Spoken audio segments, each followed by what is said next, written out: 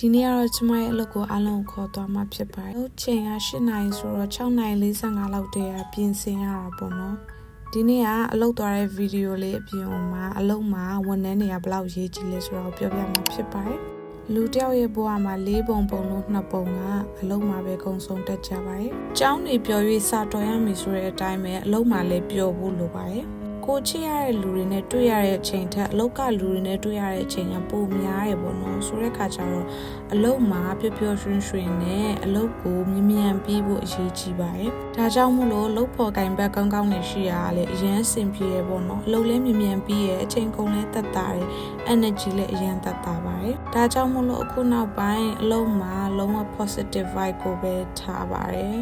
ကိုနဲ့ energy မကိုက်တဲ့သူဆိုလို့ရှိရင်အဝေးကနေရှောင်လိုက်တယ်ပေါ့နော်အခုတို့များလို့ရှိရင်အလုပ်လည်းမပြီးသလိုရုပ်လဲဆိုပါတယ်